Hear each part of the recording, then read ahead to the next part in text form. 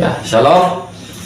Mari kita membuka firman Tuhan dari kitab Wahyu pasal 20 ya, ayat ke-1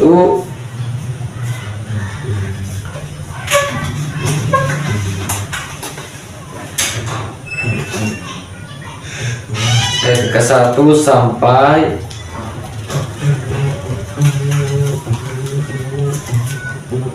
ayat yang ke-6. Wahyu pasal 20 ayat 1 sampai ayat ke-6. Kita akan membaca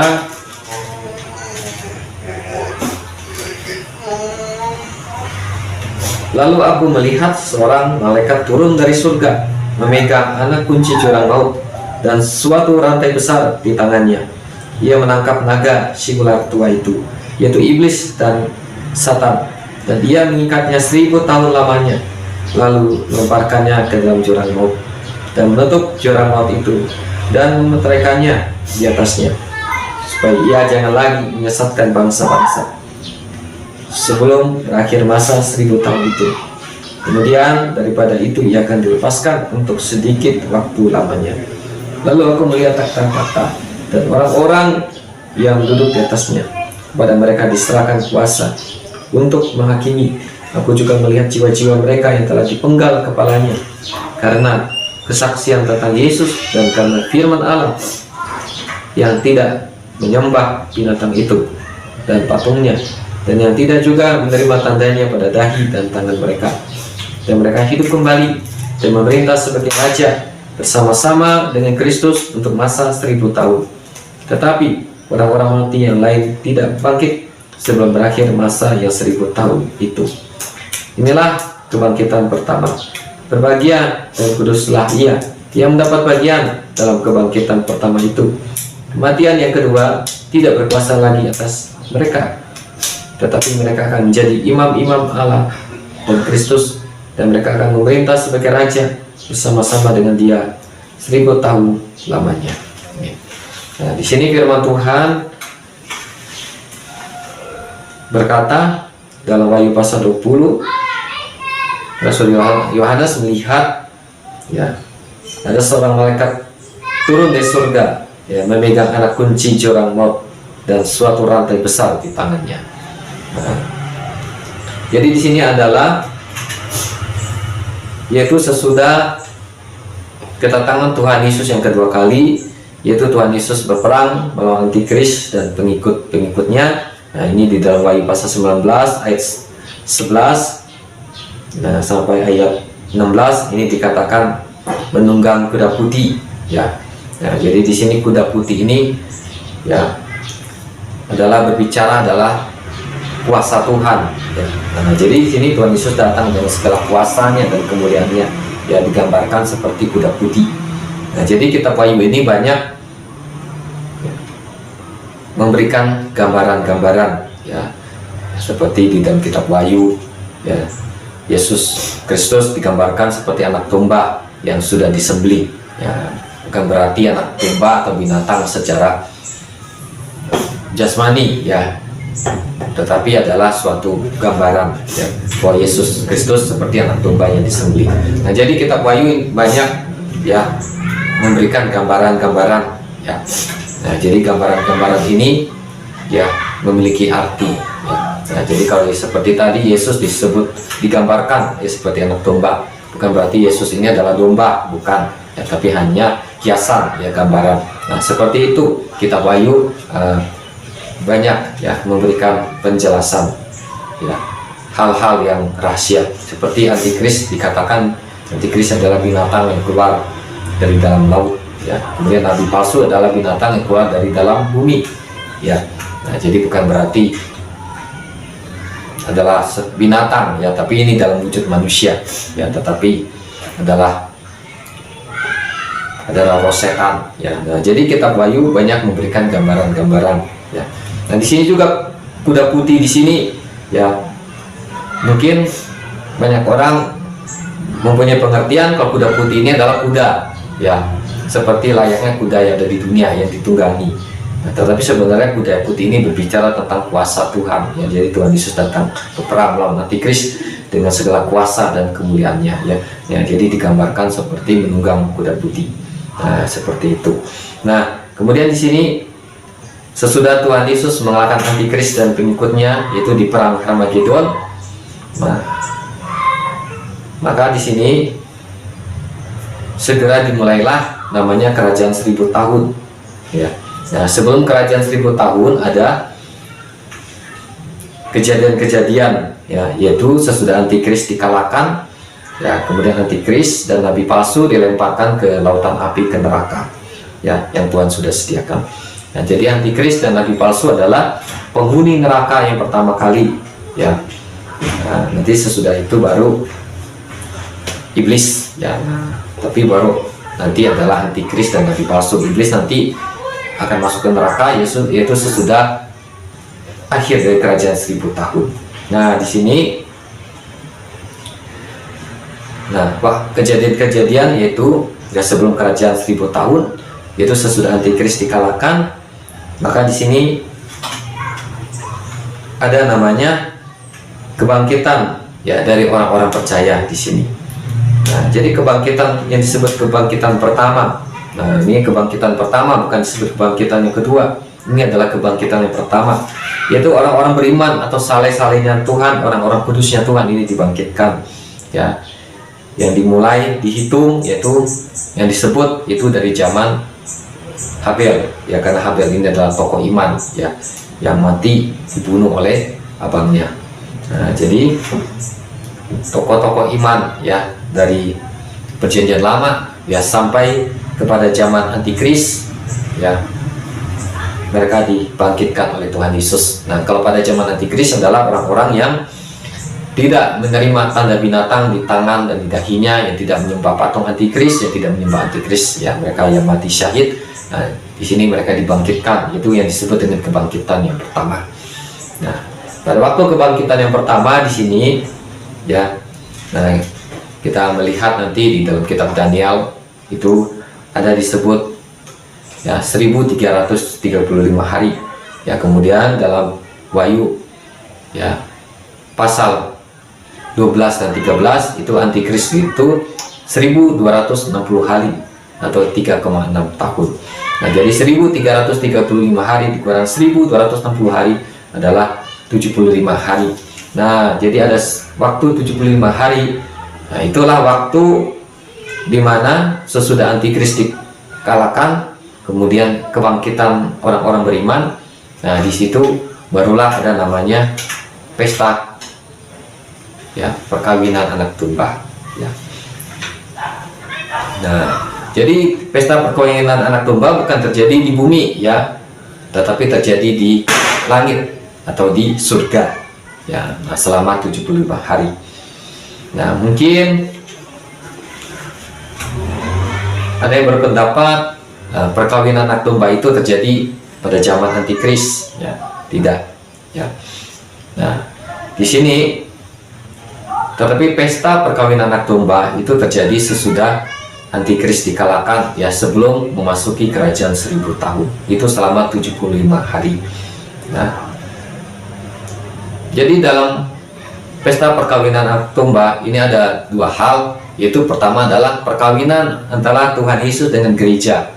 Nah, kemudian kedua baru adalah pesta perkawinan anak domba. Nah, perkawinan Tuhan Yesus dengan gerejanya adalah berbicara bersatunya, ya, Tuhan Yesus dengan gereja, ya.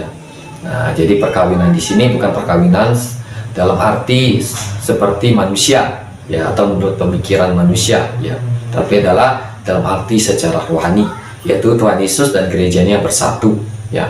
Nah, ini akan terjadi yaitu pada waktu 3,5 tahun, ya, dari 7 tahun yang disebut masa kesusahan atau yang juga disebut perjanjian atau perjanjian damai. Nah, disitulah akan terjadi gereja Tuhan bersatu, ya, dengan Tuhan Yesus, ya, di mana Tuhan Yesus sebagai kepala gereja.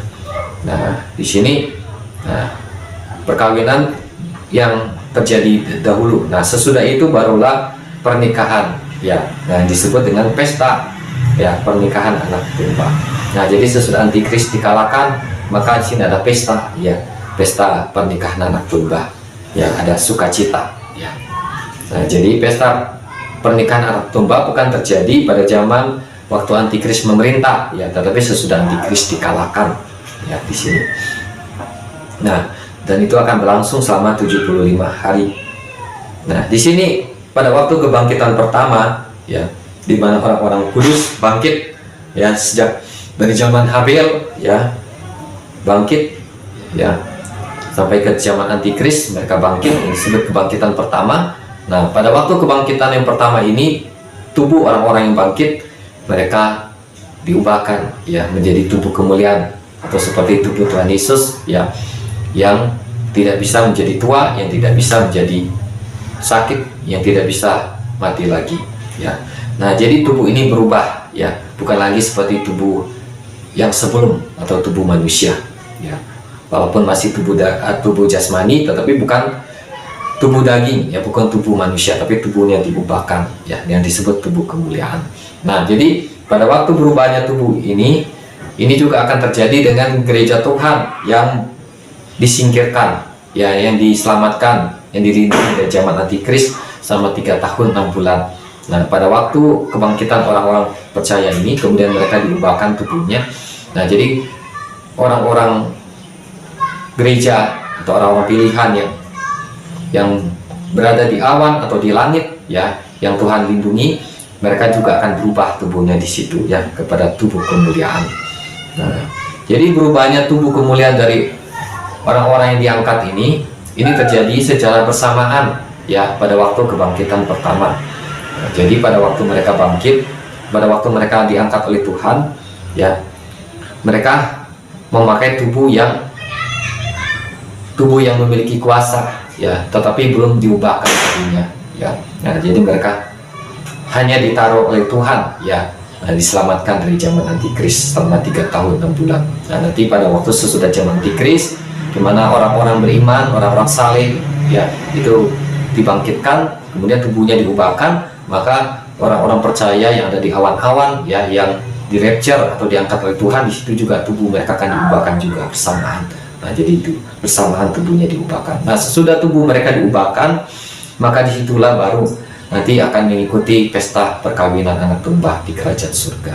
Nah, tubuh ini adalah tubuh yang kekal. Maka di sini firman Tuhan katakan, kalau mereka sudah dibangkitkan dalam kebangkitan yang pertama, artinya tubuh mereka sudah diubahkan ke tubuh kemuliaan, maka mereka tidak akan mengalami kematian lagi dan juga tidak akan dihukum oleh Tuhan. Artinya mereka adalah orang-orang yang terpilih, ya, mereka orang-orang yang layak, ya, untuk menjadi anak-anak Allah, ya.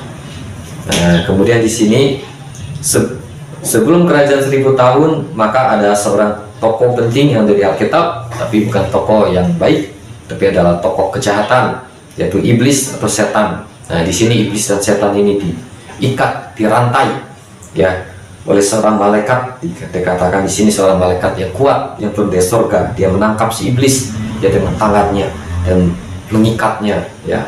Nah, di sini iblis digambarkan seperti naga besar, ya. Nah, jadi di sini iblis adalah berbicara adalah malaikat Tuhan, ya, atau Lucifer di sini. Nah, tapi dia digambarkan juga seperti naga. Nah, kalau di dalam kitab Wahyu, Tuhan Yesus digambarkan seperti anak domba. Kalau ini iblis digambarkan seperti naga, ya, naga besar, artinya binatang yang buas, ya, binatang yang menakutkan dan binatang yang memiliki kekuatan, ya. Nah, tetapi di sini naga ini dikalahkan, ya, oleh seorang malaikat di sini, ya. Nah, jadi mungkin ada orang berpendapat malaikat ini adalah Mikael, ya, karena Mikael lah malaikat yang perkasa, ya, yaitu panglima bala tentara Tuhan, ya. Tetapi malaikat di sini bukanlah Mikael, ya, tapi malaikat di sini adalah berbicara adalah Tuhan Yesus. Nah, jadi Tuhan Yesus digambarkan di sini seperti seorang malaikat, ya. Nah, kalau kita melihat di dalam kitab Perjanjian Lama, itu dikatakan dengan tiba-tiba malaikat, ya, itu akan masuk ke rumah Tuhan. Nah, itu ada ditulis dalam Perjanjian Lama. Nah, jadi malaikat yang di sini ini berbicara adalah Tuhan Yesus. Nah, jadi Tuhan Yesus sering dalam Perjanjian Lama juga digambarkan seperti disebut malaikat, ya.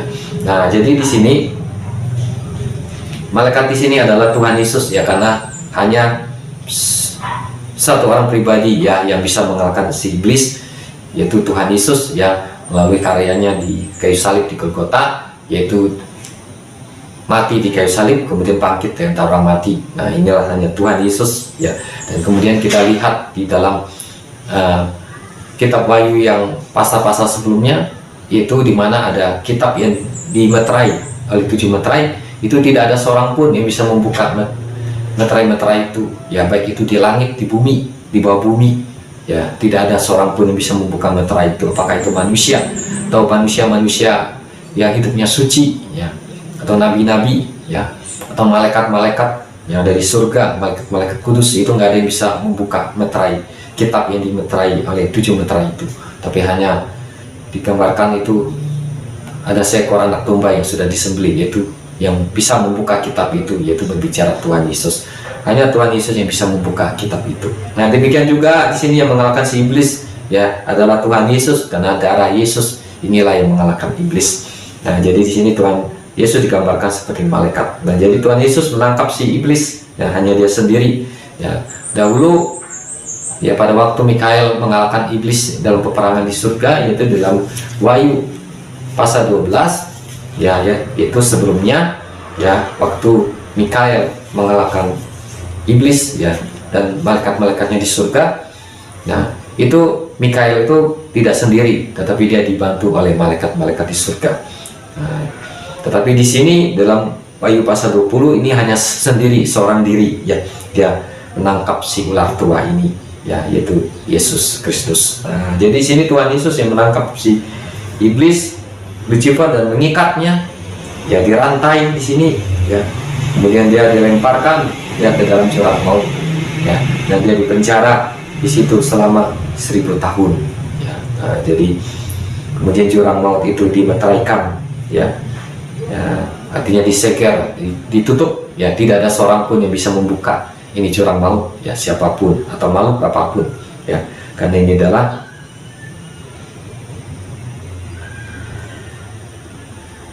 hanya Tuhan Yesus yang bisa membuka ya ini jurang maut ya, karena sudah dimeteraikan. Nah, jadi tidak ada seorang pun yang bisa membuka ya jurang maut ini yang sudah dimeteraikan ya, itu hanya Tuhan Yesus saja ya. Nah, firman Tuhan berkata bahwa apabila Tuhan Yesus menutup pintu, tidak ada yang bisa membuka. Kalau Tuhan Yesus membuka, tidak ada yang bisa menutup. Nah, jadi jurang maut ini sudah ditutup ya, tidak ada seorang pun atau makhluk apapun yang bisa membuka jurang maut ini, hanya Tuhan Yesus ya. Nah, jadi ini dikasih waktu yaitu 1000 tahun. Nah, nanti sesudah 1000 tahun ya, akhir kerajaan 1000 tahun ya, maka segelnya akan diambil, dibuka ya, pintunya akan dibuka, maka si iblis baru bisa keluar dari jurang maut. Nah, jadi iblis di sini nggak bisa mengalahkan Tuhan Yesus di sini ya, dia tidak bisa mengalahkan Tuhan Yesus ya. Nah, ini sudah dibuktikan, yaitu waktu Tuhan Yesus disalibkan di Golgota, di mana Tuhan Yesus bangkit ya dari antara orang mati ya, mengalahkan si iblis. Di dalam kitab Wahyu pasal 1 dikatakan bahwa Tuhan Yesus memegang kunci maut dan kunci alam maut ya, artinya Tuhan Yesus yang memiliki kuasa di alam maut karena sudah mengalahkan iblis. Nah, di sini kemudian iblis dimeteraikan, dimasukkan ke dalam jurang maut, kemudian jurang maut itu tutupnya, nah, pintunya dimeteraikan ya selama 1000 tahun. Nah, kemudian sesudah itu, sesudah iblis dimasukkan ke dalam jurang maut, maka dimulailah kerajaan 1000 tahun.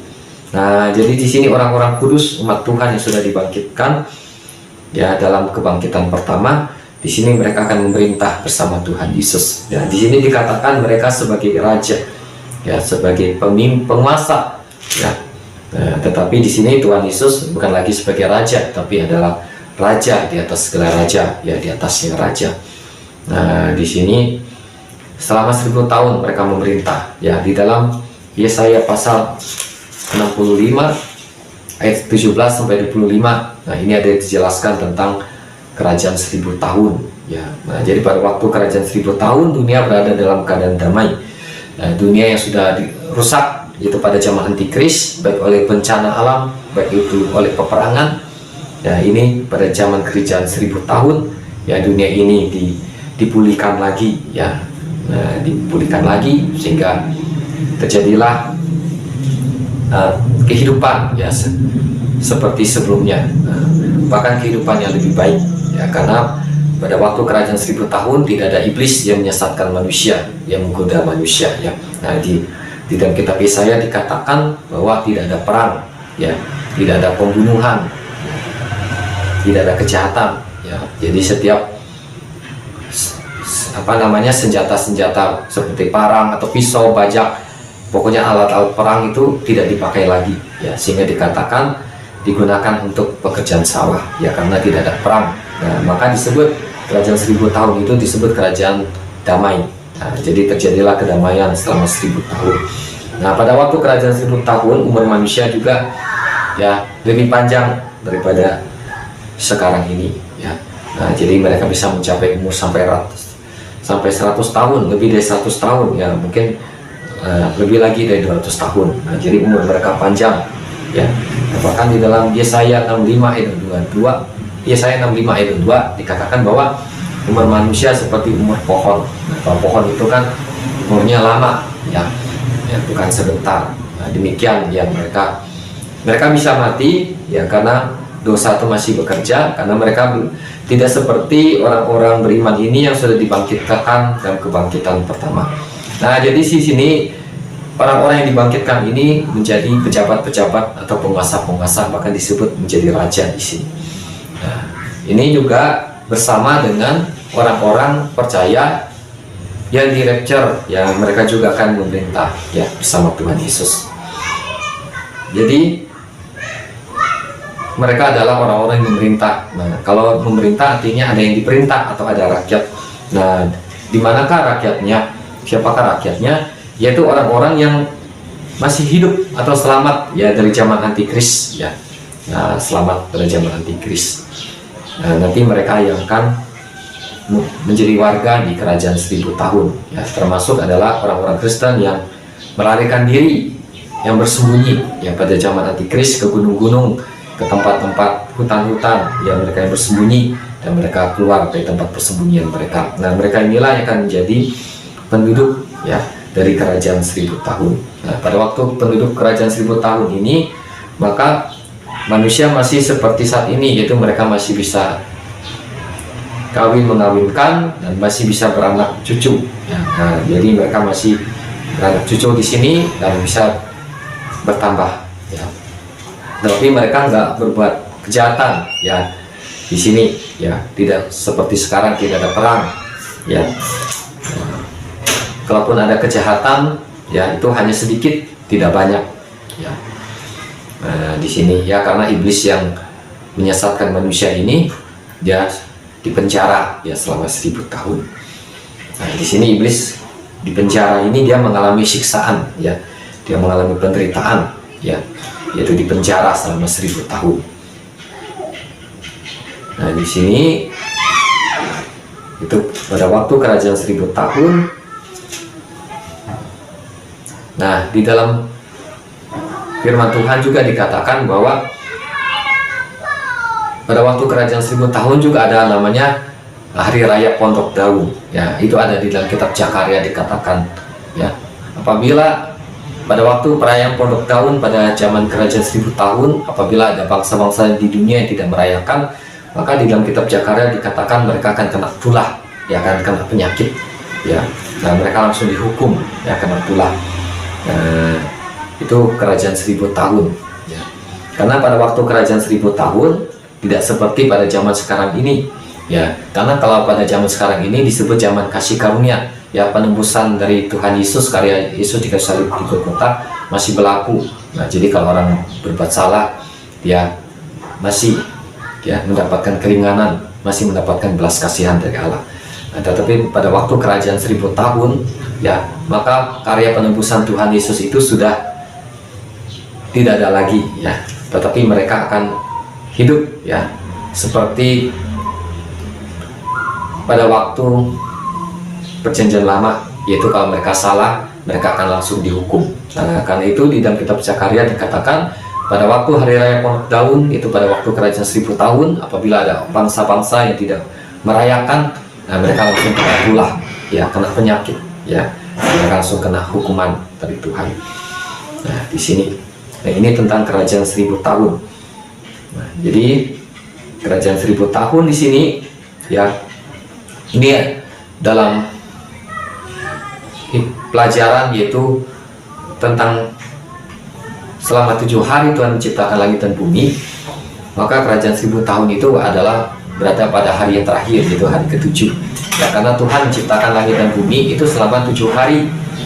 Ya, di dalam kitab Mazmur, dalam surat 2 Petrus dikatakan, ya, satu hari di hadapan Tuhan adalah 1000 tahun di hadapan manusia. Nah, jadi kalau manusia 1000 tahun, Tuhan itu hanya 1 hari, ya. Nah, jadi sejak Adam dan Hawa, ya, keluar dari Taman Eden, ya, nah, sampai hari ini, yaitu di abad sekarang, nah itu disebutnya hari yang ke-6, yaitu udah 500 lebih tahun. Nah, dalam kalender Ibrani itu ditulis 500 lebih, ya, atau disebutnya hari yang ke-6. Artinya dari hari ke-6 ini akan berpindah ke hari 7. Nah, hari yang ke-7 ini adalah kerajaan 1000 tahun. Nah, sesudah kerajaan 1000 tahun, ya, tidak ada lagi, ya, hari-hari seperti itu, tapi adalah hari yang kekal, ya. Nah, jadi waktunya adalah 7 hari, ya, karena Tuhan menciptakan langit dan bumi itu 7 hari, ya, tidak sampai 8 hari atau 9 hari. Nah, demikian juga perjalanan manusia, ya, sampai akhir zaman, sampai ke kerajaan 1000 tahun itu juga hanya 7 hari atau 7000 tahun, ya, dari Adam sampai saat ini. Sejak Adam keluar dari Taman Eden, itu udah hari yang ke-6. Nah, jadi sisa 1 hari lagi, itu kerajaan 1000 tahun. Nah, artinya sebelum ke kerajaan 1000 tahun atau ke hari yang ke-7, maka akan ada penghujung dari hari ke-6. Nah, di penghujung hari ke-6 ini adalah masa akhir zaman atau masa antikris. Nah, maka kita saat ini dari pelajaran hari tersebut, maka kita adalah berada di akhir zaman, ya, berada di masa akhir zaman, ya, di hari-hari, waktu-waktu yang dimana Antikristus akan menyatakan dirinya di dunia. Nah, ini namanya kerajaan 1000 tahun. Nah, jadi sesudah akhir dari kerajaan 1000 tahun, ya, maka di sini ada kejadian lagi yang terjadi, yaitu di sini iblis akan dilepaskan dari penjaranya, ya, yaitu di jurang maut, ya. Jadi di jurang maut ini penjara, tempat siksaan, ya, buat si iblis, tetapi tidak separah, tidak semenderita yaitu di lautan api dan belerang, ya. Jadi pada waktu iblis dilepaskan dari jurang maut, ya, iblis bukannya bertobat atau dia menjadi makhluk yang baik, ya, tetapi dia masih tetap, ya, seperti semula, yaitu dia tetap iblis, tetap setan, ya, yang menyesatkan manusia, yang membunuh manusia, yang menggoda manusia. Nah, pada waktu iblis dilepaskan dari jurang maut, ya, dia pergi, ya, menyesatkan bangsa-bangsa yang ada di dunia. Dia menyesatkan mereka, ya, dia menimbulkan suatu, ya, pemikiran-pemikiran, ya, menimbulkan suatu usul-usul, saran-saran yang kelihatannya baik dan benar, tapi itu adalah jahat, adalah dosa. Ya, ini adalah tipuan iblis. Maka kita bilang iblis ini menyesatkan manusia, dia membodohi manusia, ya, menipu manusia. Nah, dan apa yang dilakukan oleh iblis ini, ya, dari penduduk kerajaan 1000 tahun ini, yaitu mereka yang belum mengalami kebangkitan yang pertama, mereka ada yang terpengaruh, ya, kepada godaan, kepada bujukan, kepada nasihatnya iblis, ya, mereka terpengaruh, sehingga mereka akhirnya melawan Tuhan di sini, ya, melawan Tuhan dan berperang, ya, akan berperang melawan Tuhan, melawan umatnya. Tetapi di sini dalam Wahyu pasal 20, ya, maka ini disebut namanya perang Gog dan Magog, ya, ini perang yang paling terakhir di dunia, ya, di akhir zaman. Perang yang terakhir ini bukan perang dunia ketiga, ya, tapi perang Gog dan Magog, ya. Nah, pada waktu perang Gog dan Magog ini iblis Lucifer memimpin peperangan, ya, dikatakan iblis ini adalah Gog, raja Gog, ya, dia yang memimpin peperangan ini, ya, karena dia yang menghasut orang-orang, yang menyesatkan orang-orang untuk berperang untuk melawan Tuhan. Nah, jadi orang-orang terpengaruh ini dikatakan sangat banyak, ya, seperti pasir, ya, di di pantai laut, artinya mereka sangat banyak jumlahnya. Jadi orang yang dipengaruhi oleh iblis ini baik ya sejak zaman manusia ada di bumi, itu sejak zaman Adam dan Hawa sampai pada zaman kerajaan 1000 tahun, manusia ini sangat mudah dipengaruhi oleh iblis, sangat mudah digoda ya, karena manusia lebih cenderung untuk mengikuti keinginan daging, untuk berbuat dosa ya, untuk melawan Tuhan ya. Nah, jadi iblis mendapatkan banyak pengikut ya untuk berperang ya, dikatakan seperti pasir di tepi laut ya, banyaknya di sini. Nah, jadi mereka akan berperang itu ke kota kudus, itu ke Yerusalem ya, ke tempat pusat ya, ibu kota dari kerajaan 1000 tahun ya, mereka akan ke sana untuk berperang. Nah, tetapi apa yang terjadi dikatakan ya, Allah ya mengirimkan api ya turun dari langit membakar mereka ya, dan mereka akan pulah ya sebelum mereka bisa menyerang Yerusalem. Nah, di sini tokoh pentingnya itu si iblis ya, akhirnya dia ditangkap, tapi bukan lagi dilempar ke jurang laut, tapi dia dilemparkan ke lautan api dan belerang. Nah, di mana sudah ada antikris dan nabi palsu di sana. Nah, disitulah iblis dilempar ke lautan api, disiksa siang dan malam sampai selama-lamanya ya. Nah, jadi iblis sudah tidak pernah keluar lagi ya dari lautan api itu. Nah, sampai selama-lamanya dia di situ ya. Nah, mungkin orang berkata, Tuhan kok tidak pernah menghukum iblis ya, dia sudah menjahati manusia, sudah menggoda manusia. Nah, Tuhan menghukum iblis, nah, tetapi ada waktunya, ada saatnya, yaitu pada waktu akhir zaman ya, yaitu di akhir perjalanan dari langit dan bumi yang lama ini, atau di akhir kerajaan 1000 tahun.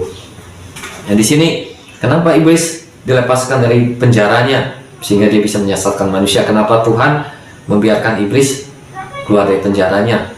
Nah, jadi Tuhan punya juga salah satu rencana ya, tapi rencana yang baik ya. Jadi Tuhan juga ingin melihat penduduk di kerajaan 1000 tahun ya, apakah mereka ini setia sama Tuhan atau tidak. Nah, jadi iblislah ya, istilahnya Tuhan mengizinkan ya untuk mencobai manusia ya, untuk menguji manusia, untuk melihat manusia apakah penduduk kerajaan 1000 tahun itu benar-benar penduduk yang setia sama Tuhan. Ternyata ada yang bahkan banyak ternyata yang tidak setia, yang mau melawan Tuhan, yang mau mengikuti iblis. Nah, jadi dari situlah ya kenapa iblis kok masih dibiarkan hidup, masih dilepaskan dari penjaranya, dibiarkan berkeliaran. Nah, ini salah satu tujuan dari Tuhan ya, karena dalam kitab Yakobus dikatakan bahwa Tuhan itu nggak pernah mencobai manusia, dia hanya menguji manusia.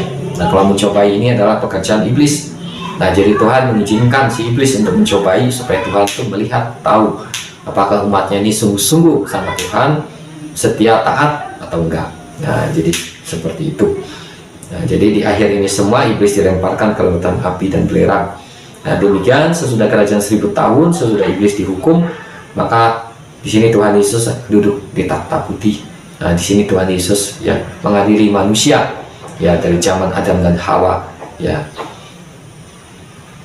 sampai di kerajaan 1000 tahun ya, mengadili manusia ya. Nah, di sini manusia yang namanya tidak tertulis dalam kitab kehidupan, mereka dilemparkan ke lautan api, dan nama mereka yang masih ada tertulis dalam kitab kehidupan, artinya mereka orang-orang yang diselamatkan ya, orang-orang yang diterima oleh Tuhan, mereka tidak dilemparkan ke lautan api ya, mereka masih bisa hidup. Nah, di sini mereka ya akan menjadi penduduk di langit dan bumi yang baru ya, artinya mereka sudah selamat ya. Nah, mereka sudah melalui namanya proses ya, seleksi namanya ya. Nah, sehingga nama mereka tertulis dalam kitab kehidupan. Nah, tetapi mereka yang diadili pada waktu akhir dari kerajaan 1000 tahun, mereka akan menjadi penduduk ya di langit dan bumi, yang baru sebagai penduduk. Tetapi orang-orang di sini yang beriman, orang-orang tokoh Alkitab atau tokoh gereja, orang beriman ya, yang sebelumnya sudah dibangkitkan bersama Tuhan Yesus, nanti mereka akan memerintah ya sebagai raja-raja di kerajaan di langit dan bumi yang baru. Nah, ini sampai selama-lamanya mereka memerintah bersama Tuhan Yesus. Nah, jadi langit dan bumi yang baru ini tidak ada akhirnya ya, tidak ada akhirnya ya, tidak ada penutupnya ya itu kekal ya sampai selama-lamanya. Demikian firman Tuhan. Tuhan Yesus memberkati. Amin.